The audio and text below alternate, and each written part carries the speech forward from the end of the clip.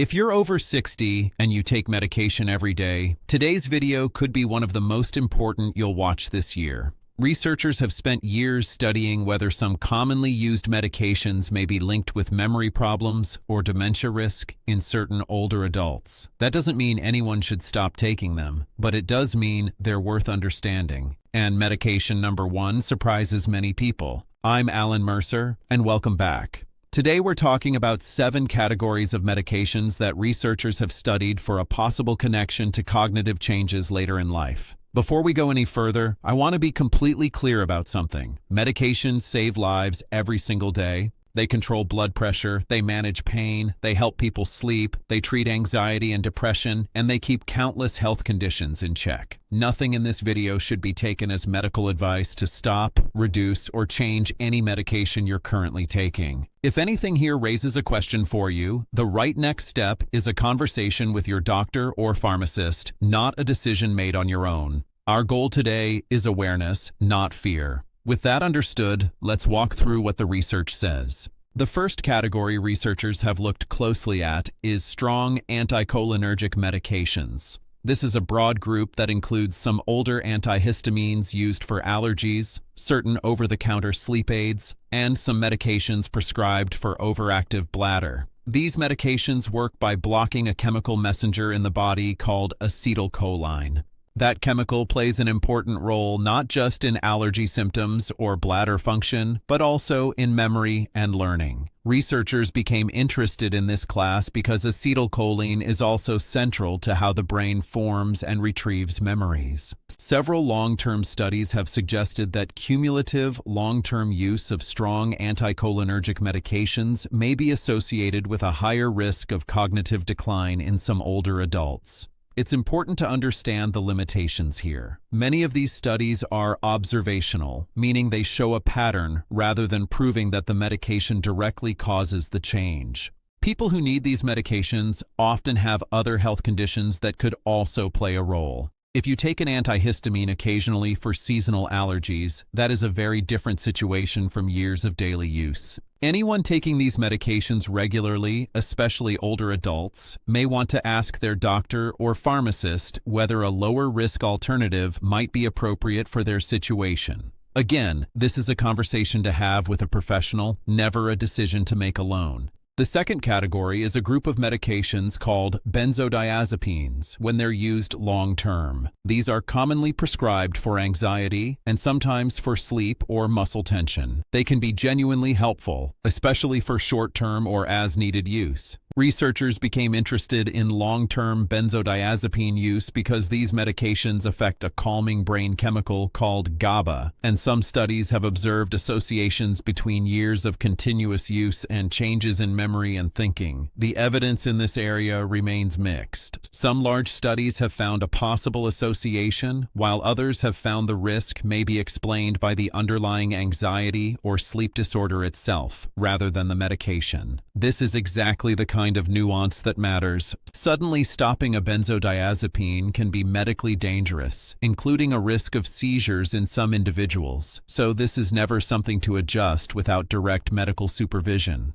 The third category is sedative sleep medications, sometimes called Z drugs, which many people know by their brand names. These are different chemically from benzodiazepines but act on some similar pathways in the brain. They're widely prescribed for insomnia, which becomes more common with age. Researchers have studied whether long-term nightly use might be associated with next-day cognitive effects or, over years, longer-term memory concerns. Much of the concern here also relates to something separate but important, which is an increased risk of falls and confusion, particularly in older adults, especially when these medications are combined with other sedating drugs. If you've been using a sleep medication nightly for an extended period, that's worth a checkup conversation, not because it means something is wrong, but because sleep medications are generally intended for shorter-term use, and your doctor may have other options to discuss with you. The fourth category is long-term use of proton pump inhibitors, commonly prescribed for acid reflux and stomach protection. These medications are extremely widely used, and for many people they provide real, meaningful relief. Some observational studies published in recent years raised a question about a possible association between very long-term proton pump inhibitor use and cognitive changes. However, I want to be very direct with you here. This is one of the more debated areas in the research. Multiple large follow-up studies and reviews have not consistently confirmed a strong association, and some researchers believe other explanations, such as underlying health differences between patients who need long-term acid suppression, may account for the pattern.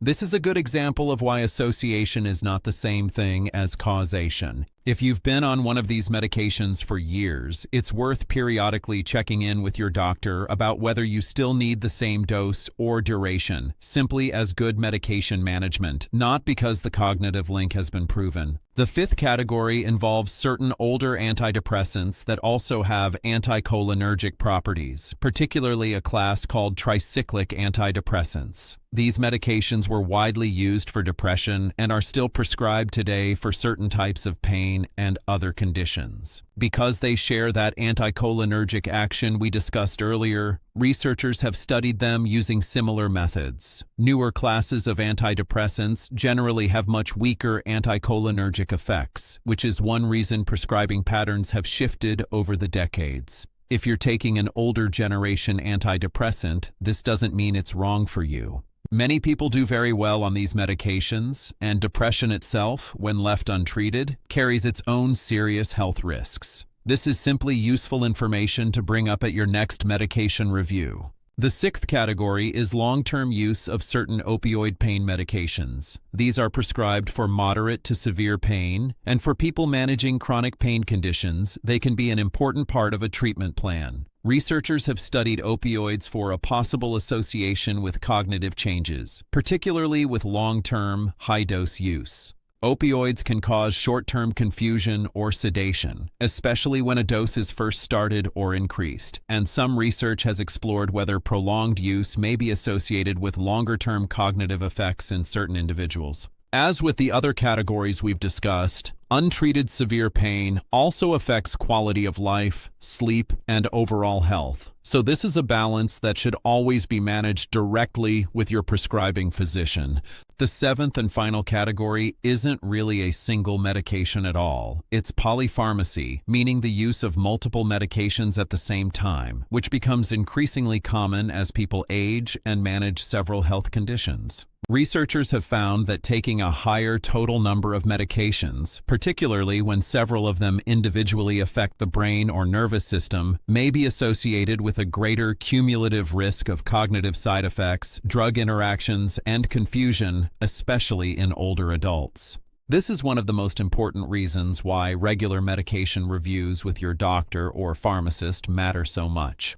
Sometimes medications that were appropriate 5 or 10 years ago may no longer be necessary, or a combination might benefit from adjustment. This process is sometimes called deprescribing, and it should always be physician-guided.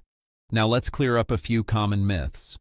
Myth: every medication that has ever been linked to dementia in a study actually causes dementia. Truth: association found in a study does not prove that a medication is the cause. Many factors can explain a statistical pattern, including the health conditions that led someone to need the medication in the first place. Myth: natural or herbal supplements are always a safer alternative. Truth: natural products can also interact with medications and carry their own risks. Some herbal supplements have documented interactions with prescription drugs. Always discuss supplements with your doctor or pharmacist before adding them to your routine. Myth: stopping a medication suddenly on your own will protect your brain. Truth: abruptly stopping certain medications, including some of the ones we discussed today, can be medically dangerous and, in some cases, more harmful than continuing them. Any change should be made gradually and under medical guidance. Let me share 3 fictional examples to help illustrate how this plays out in real life. These are fictional examples created for educational purposes only. Robert, age 71, had been taking an over-the-counter sleep aid nightly for nearly a decade. At his annual checkup, his doctor asked about his sleep habits and reviewed his full medication list.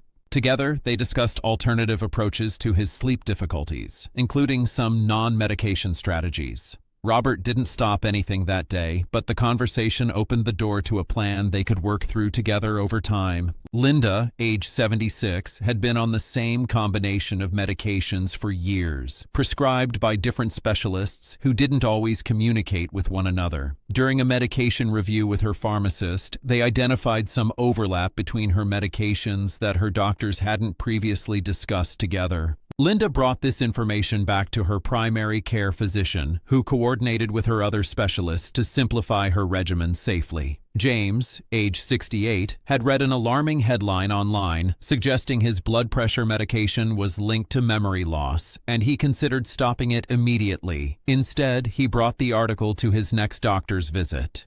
His physician explained that the specific concern didn't apply to his particular medication and reassured him that his current treatment plan remained appropriate for his health. Now, some warning signs deserve immediate medical attention, and these are not something to wait on. If you or a loved one experience sudden confusion that comes on quickly, this needs urgent evaluation. The same is true for symptoms of a possible stroke, such as sudden weakness on one side of the body, slurred speech, or facial drooping. Severe or rapidly worsening memory changes, hallucinations, signs of a medication overdose, chest pain, or a severe allergic reaction are all reasons to seek emergency medical care right away, not to wait for a scheduled appointment. It's worth remembering that protecting brain health involves far more than medication management alone. Regular physical activity has consistently been associated with better cognitive outcomes as we age. Keeping blood pressure and blood sugar well controlled matters, since both cardiovascular health and brain health are closely connected.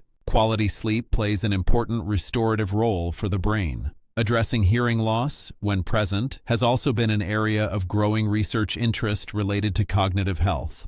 Staying socially engaged, maintaining a Mediterranean-style eating pattern rich in vegetables, fruits, whole grains, and healthy fats, avoiding smoking, and limiting alcohol intake are all habits supported by research as part of a broader approach to healthy aging. And perhaps most relevant to today's topic, scheduling regular medication reviews with your healthcare provider or pharmacist is one of the simplest, most actionable steps you can take. So, where does this leave us? The goal of today's video was never to make you afraid of your medications. Medications exist because they solve real problems and improve real lives. The goal is understanding. Understanding why a medication was prescribed in the first place. Understanding which medications may be worth a periodic second look as research continues to evolve. And understanding that an ongoing, honest conversation with your healthcare provider is one of the most powerful tools you have for protecting both your physical health and your cognitive health as you age. Have you ever had your medications reviewed by your doctor or pharmacist? Let me know in the comments below. I'd genuinely like to hear about your experience.